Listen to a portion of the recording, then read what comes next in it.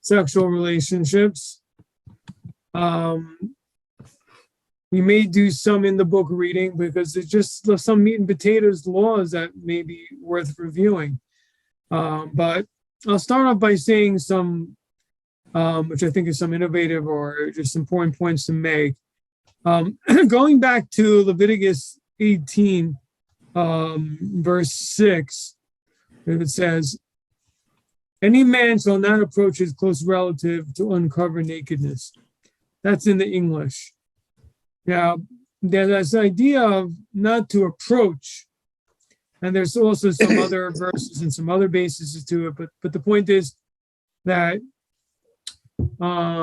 we discussed in the past the concept that not only is actual intercourse in forbidden unions with certain people that is forbidden to be with, and obviously relatives, adultery, etc.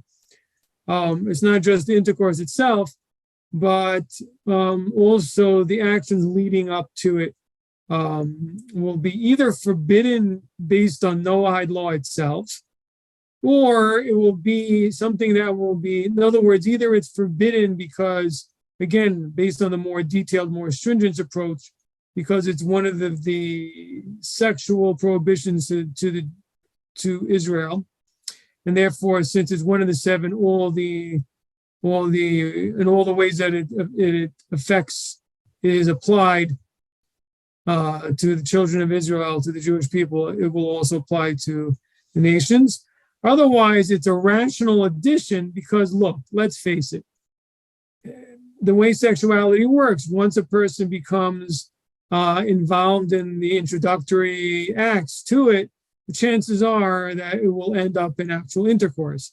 So it's senseless to just forbid, in other words, rationally, even if it doesn't say so, but by saying that these forbidden unions, are forbidden, and that the punishment, that it's very severe, that it's something very, very serious. Then you have to create fences and also forbid, behavior that leads to it. It's just, otherwise it's not functional, and it's poor advice. In other words, if we focus only on saying, look, you can do everything, but the result will be that many people will not, or maybe the majority of people will not be adhering to this because you're just letting things get too close. So I wanted to take this a couple of steps further. In other words, what I'm basically saying is, as a society, not only in the Jewish community or in the Jewish nation, is there a need to create fences, but this also applies to the nations also, particularly when it comes to sexual relationships, because of the nature, because of the particular magnetism and power that sexual attraction has over people, and the sexual drive has with people. It's necessary to create fences.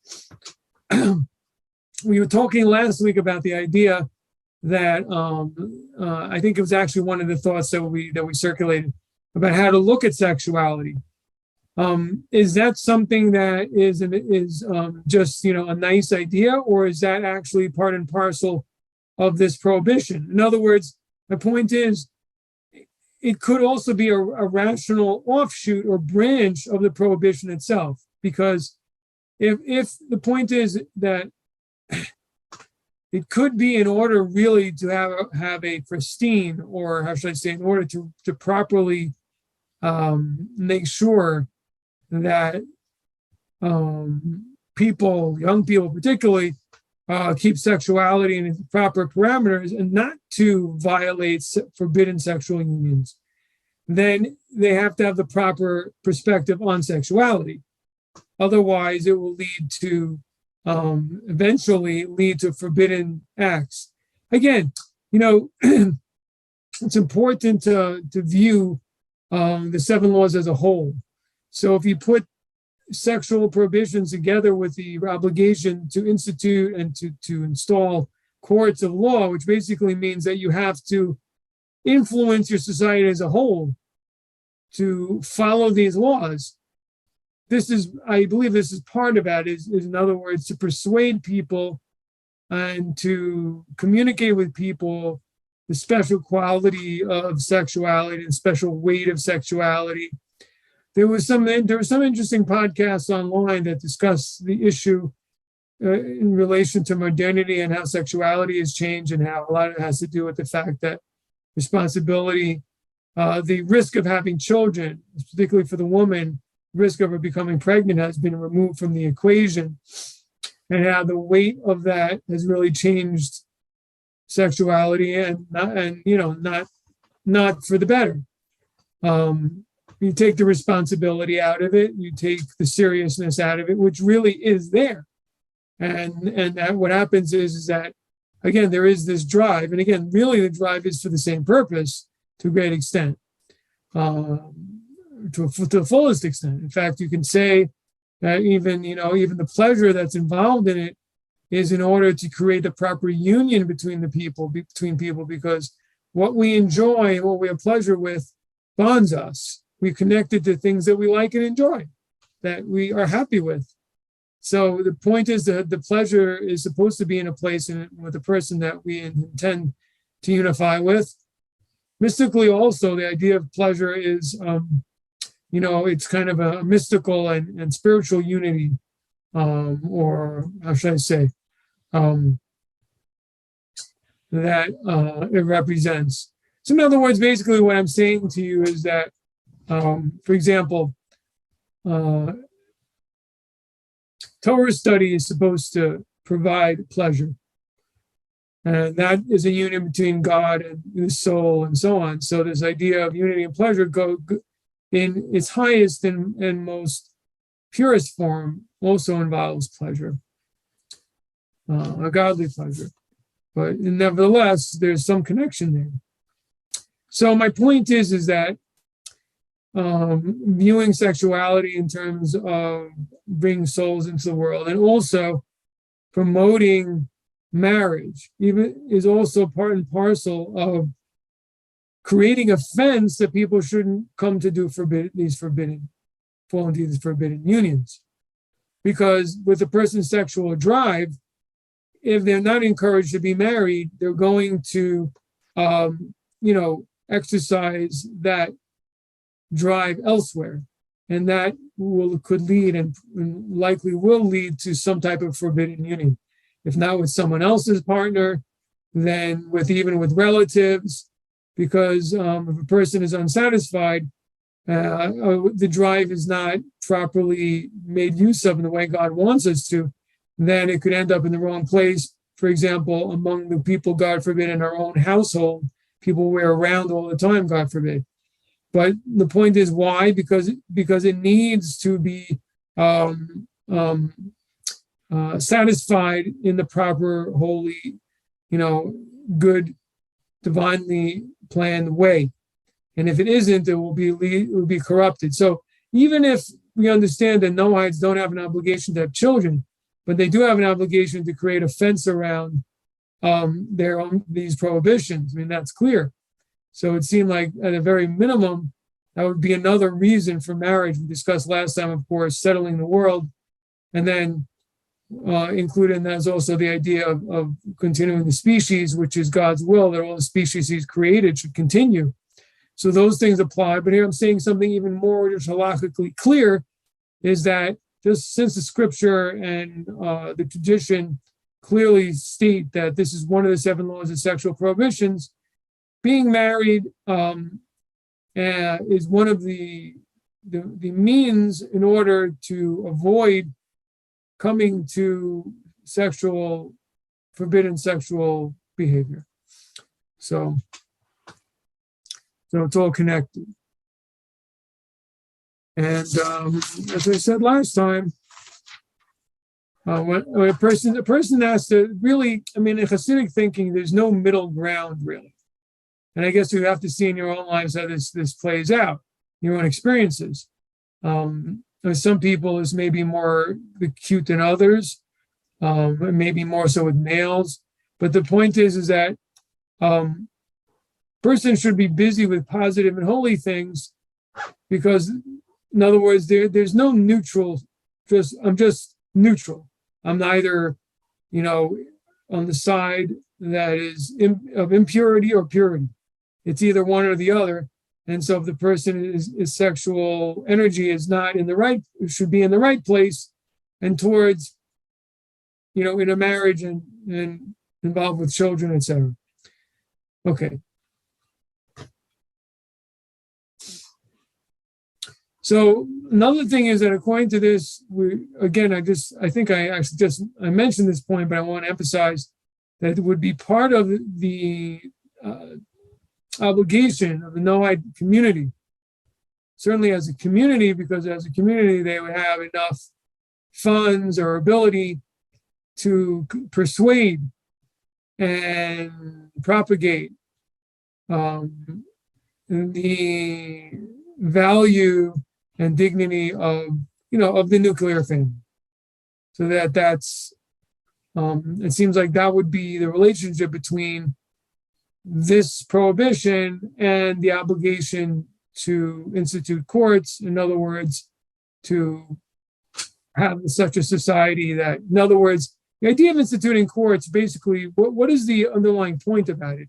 It's about that you have to have courts to implement the other laws. In other words, it's not just about you. You have to make sure that there's leadership and that it's actually policed and spreads and is maintained on the societal level, not just on the individual level.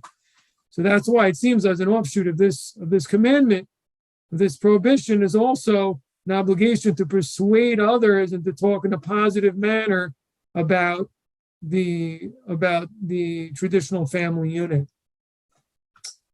So whoever can afford to put up a big billboard that somehow promotes the traditional family and put it up in the middle of New York City, it's be a big mitzvah. Anyway, okay, let's see what else we got. Let's take a look here. So we're moving right along on this topic.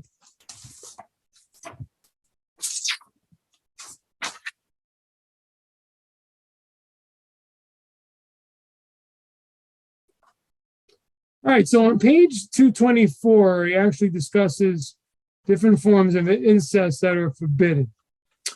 And he starts with consanguinity, which is a word that I don't really hear too often, but it represents the idea of the familial relationships. Maternal relationships in particularly, in this case, for B'nai Noach, because family specifically that's paternal may not be on baseline Noahide law, may not be forbidden. So there's a couple of points about this. He brings out on page 225. By the way, in other words, particularly we're talking about mother and daughter, mother and sister, maternal sister. Those are the people that would be on baseline through family incest. Those are people not through marriage, but through family. Those would be the individuals that would be clearly forbidden and similar such relationships. So a lot of the things that are mentioned, a lot of the relationships that the Torah mentions are through marriage. But what about your mother? What about a person's mother's sister?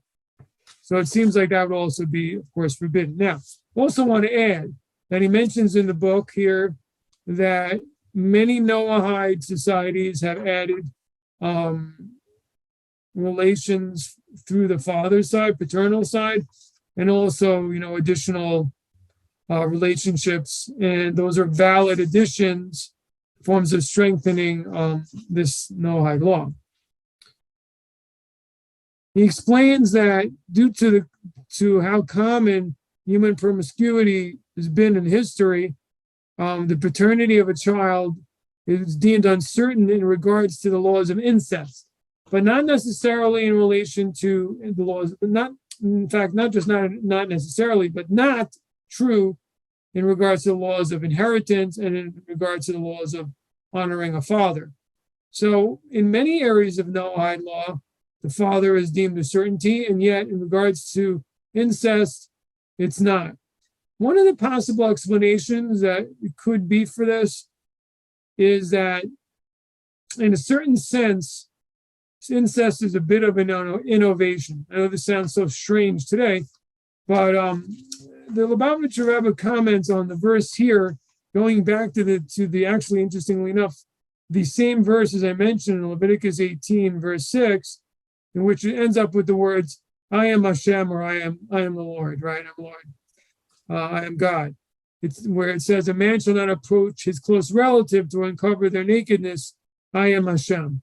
So Rashi there comments and brings, statements of our sages, that the idea is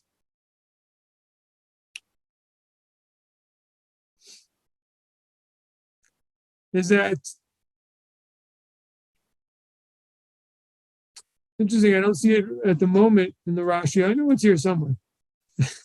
I just saw it a few moments ago. But the idea is that I am your God. I issued these decrees and you have to listen. That's basically the substance of it. I issued these decrees, these incest laws, and you must follow them. So the question is, why does it say that here?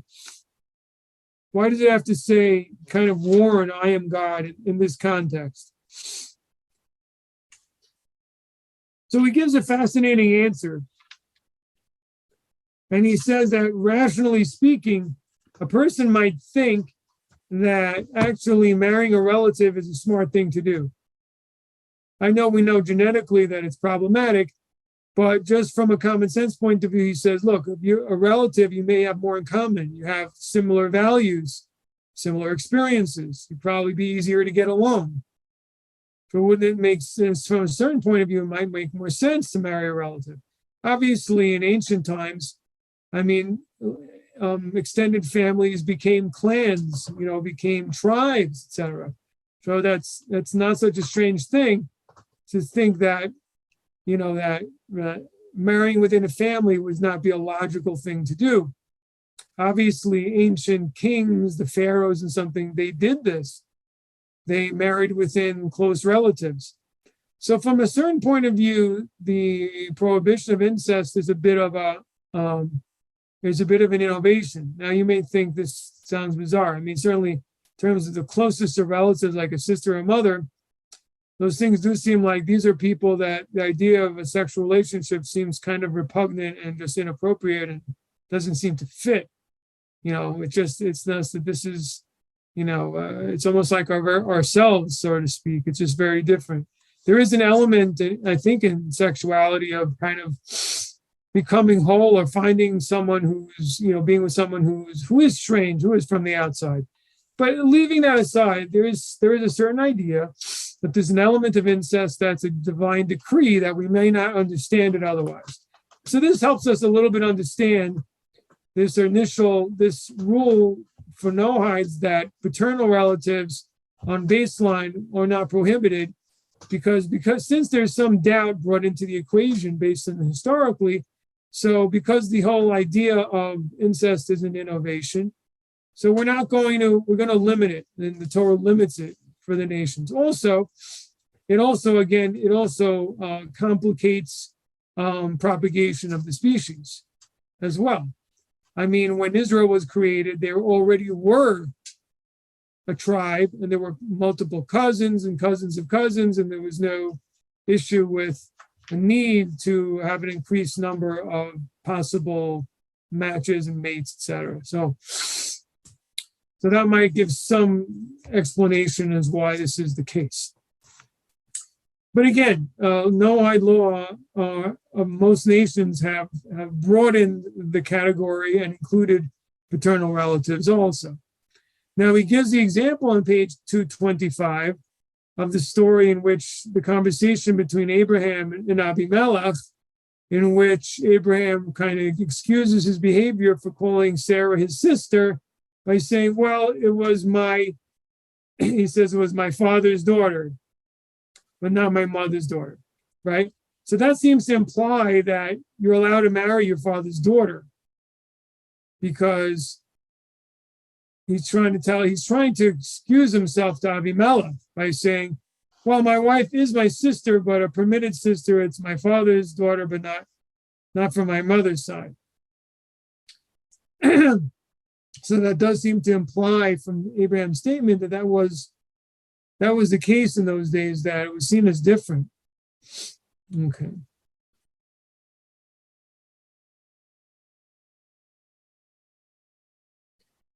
I mean, again, it's a little hard for us to understand nowadays, but if you think about it, in ancient times, if men had multiple wives, sometimes they may have had, scores of wives, So families were broken down into children of each wife. So, the in such a family of that size, the relationship between a child of one wife and another would have been very distant. And so paternal, so there would be, there could be a thought that maybe that's a kind of like a half distant relationship. It's more tribal than familial, if that makes any sense. You see what I'm saying?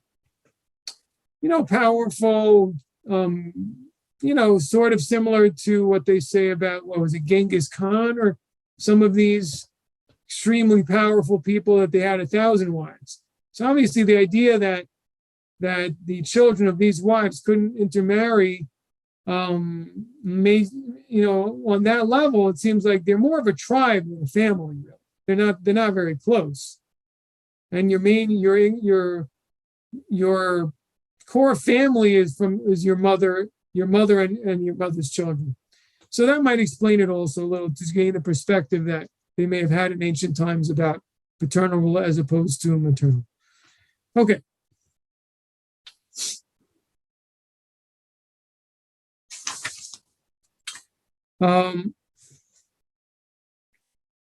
So on page 226, he brings out a very strange, bizarre scenario that could arise from this rule about familiar forbidden relationships may not arise from the father. That what about a father and a daughter? I mean, if a child is not seen to have a familiar relationship with the father, then what about a father and a daughter? So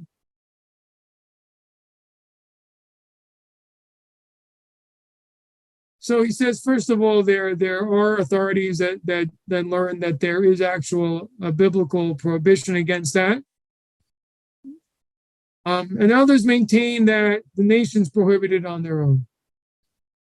I mean, clearly we see from the story of Lot that was considered unacceptable and abhorrent to the nations when he had relations with his daughters, and Abraham wanted to distance himself from him. So clearly it was something that was unacceptable. Goes on to explain there in the second paragraph, 226, that the prohibition of a male having relations with their mother, it doesn't matter if his mother was his father's wife or he was conceived in any other fashion, even rape.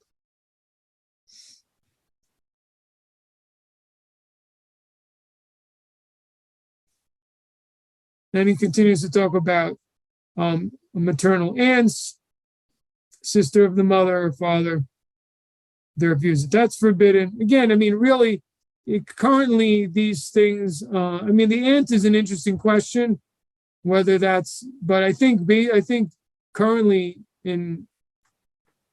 it's not considered acceptable in the United States. I'd be interested to know what the current laws are about this in many states, but I think it's still something that's in many places not acceptable.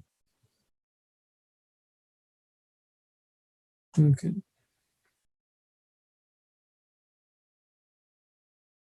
Okay. In section B on page 227, goes on to speak about forbidden relatives through marriage, which includes the wife of a close relative,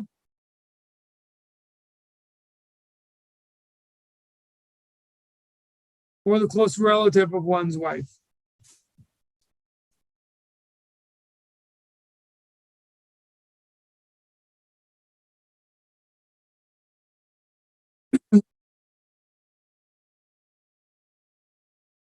So it's Rabbi Akiva's view that even for Noahides, biblically, man is forbidden to have relations or marry his father's wife, even after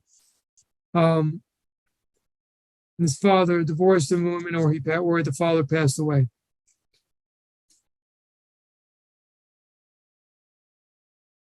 Now, in the second category, close relatives of a person's wife, biblically, there's no prohibition to the nations at all.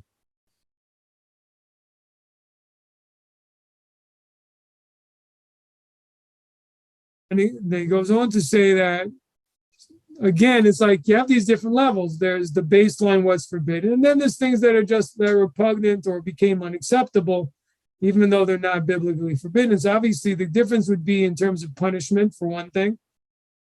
And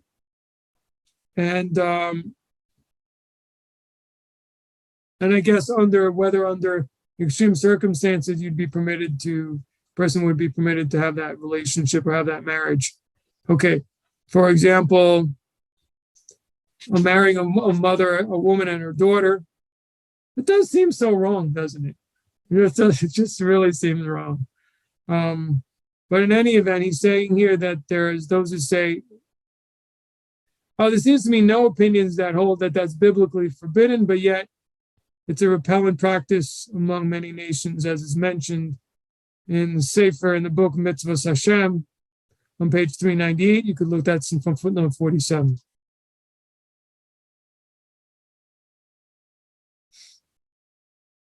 And this would mean even after the passing of one of them, it would be forbidden to marry the stepdaughter or mother-in-law. Okay.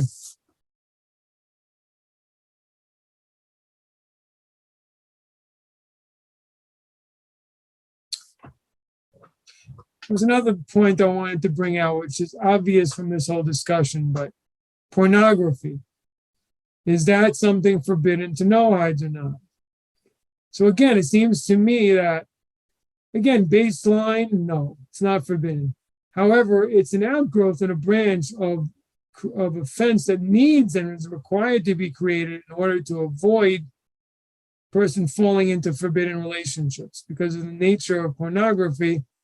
And it's the perverse nature about it. In fact, again, there's this very interesting podcast that I was watching that was discussing this issue about the effects of pornography on Western sexuality. And I think one of the things I mentioned, this is all news to me. I had no idea. It's pretty horrible. They were talking about how, first of all, that evidently that it numbs people's sexual sensitivities, and then they seek more and more strange and bizarre sexual type acts, and just regular sexuality doesn't excite them at all. So obviously that itself undermines brings to forbidden relationships, because basically what happens is that regular familial traditional sex within marriage will not be sufficient to satisfy the person after they have numbed themselves to sexuality through watching a lot of pornography. And so they'll be pushed to stranger and stranger acts and behaviors and relationships. So it's clearly, as far as I'm concerned, it's clearly forbidden according to Noahide law, because it brings to the forbidden sexual relationships. There's no question about it. And again, in terms of what the way a proper Noahide society should work, we would have to forbid the dissemination of pornography. I know this might sound like, of course, duh, but I just want to point out how it's connected from the sources and from a halachic perspective. Obviously, it's not in the spirit of any type of divine or Judeo approach to life, but I want you to understand in terms of, how we can source this and halachically why that must be the case. So So I think that's important to understand. Okay. All right, now we're up to some really interesting things. People who have been with me for a while may recall some of this discussion in the past, but we're going to talk about Noahide marriage now. What is a Noahide marriage? And this is interesting because there are two parts of it. And there are different views of it. And it's in many ways, it's very similar to the structure of the Jewish Israelite marriage, but yet in some ways different. So,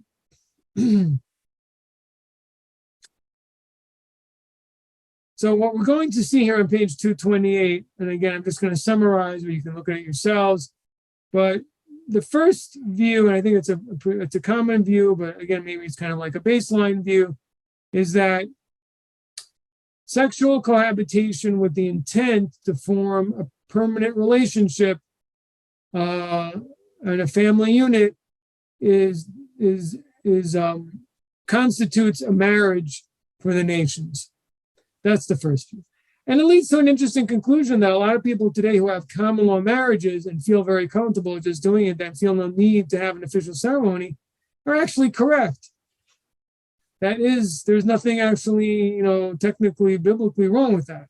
As long as they're loyal to each other and understand that there's a betrayal and an adultery if they go outside of that relationship. So that's first of all.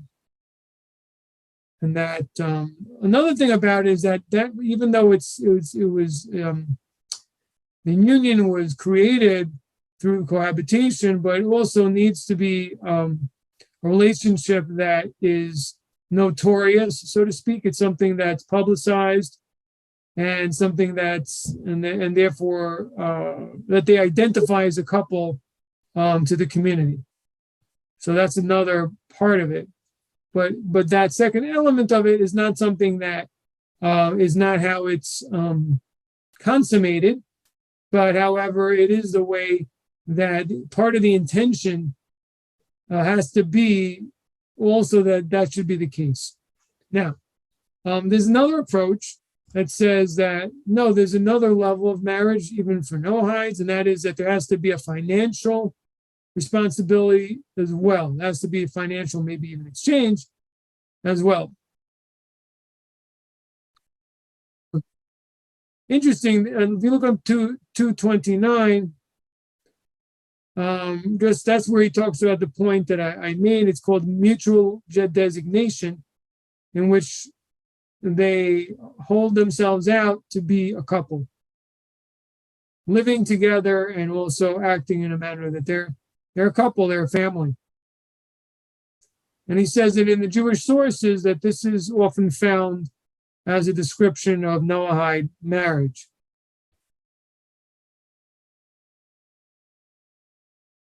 As if you look in footnote 50, the Torah Tamima, which is a commentary, well-known commentary on the 5 books. Actually, I think you may even go on the whole Tanakh, but makes this comment in Genesis that the two people are designated for each other.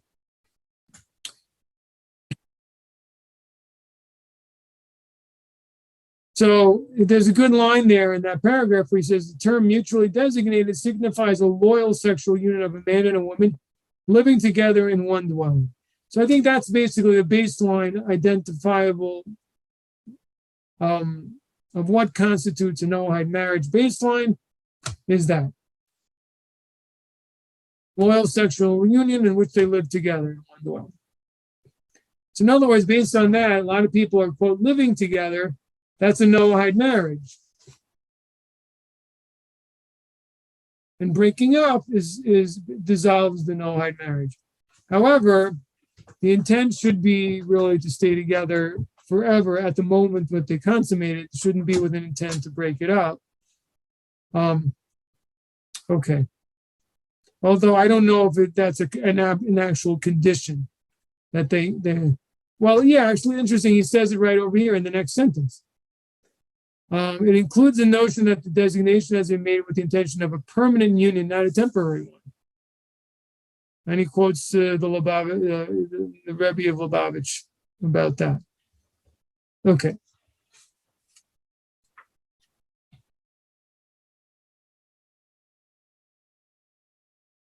So in the next paragraph, in the 29, he explains that there's another opinion, as I began saying, that a financial commitment is made primarily to the wife.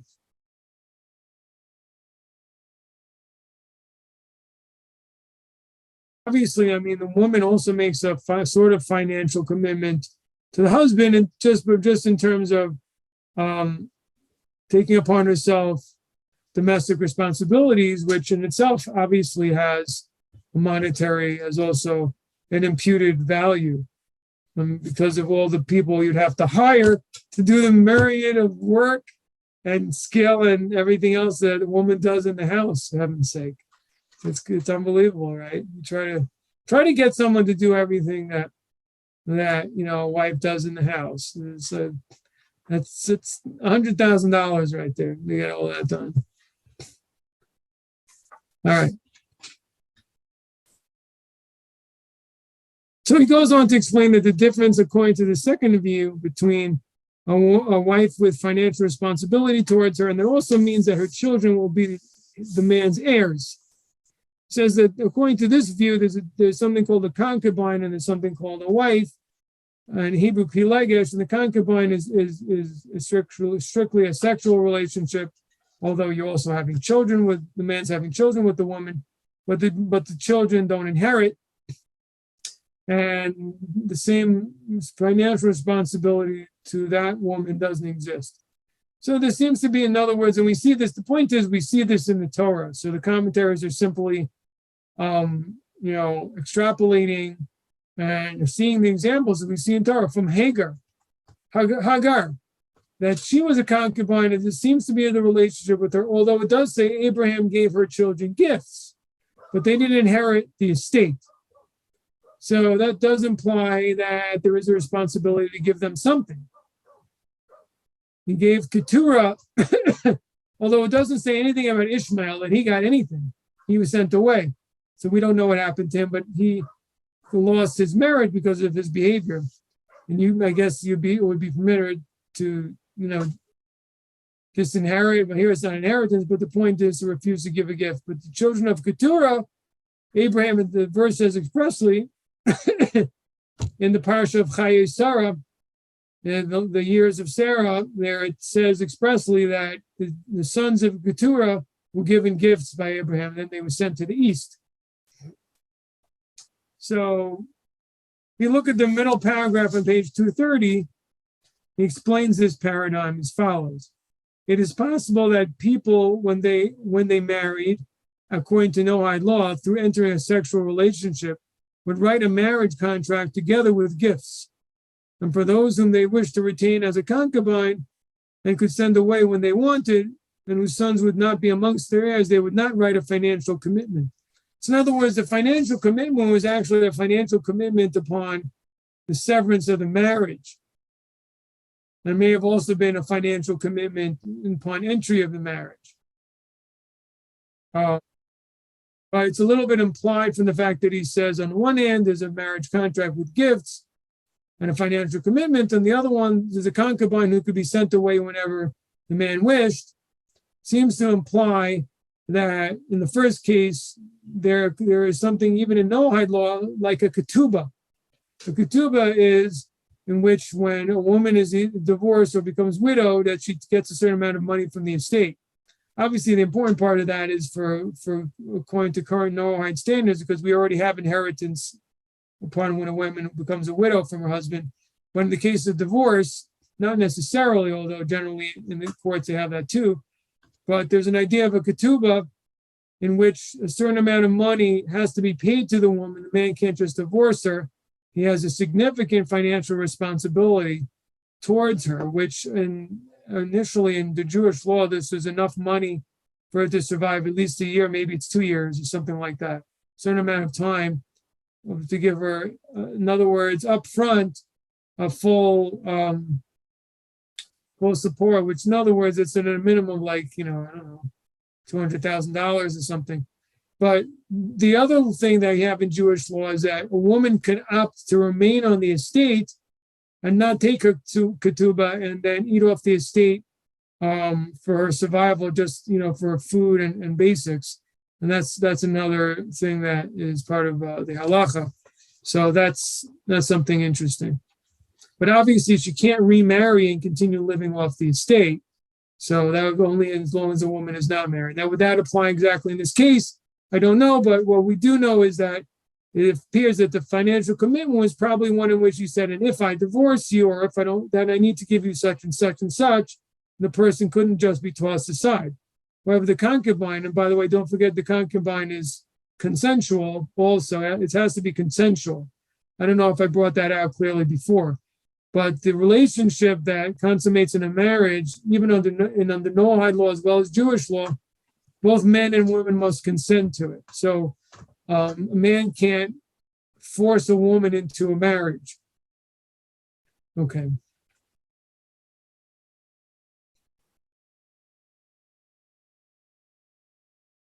He goes on to say there are other sources that I guess they're similar to in a Jewish marriage where both men and women have obligations towards each other. So also the point is that under the more complex, the more dignified or level 2 marriage 2.0 of Noahide, the financial obligations would be recorded in a financial document. Again, similar to a ketubah.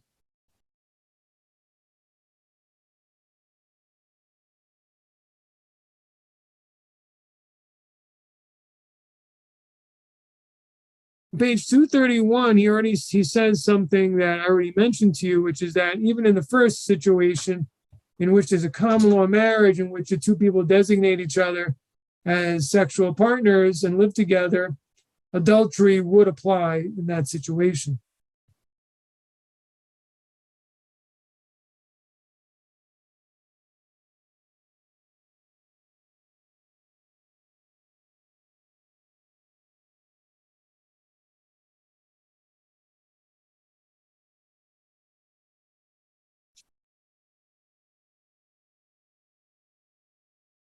Oh, this is actually, though, interesting, is that it could be that some of these living together situations are not marriages, actually. Matter of fact, many of them, because the parties don't intend to make a permanent husband-wife relationship. It's not their intent to do that.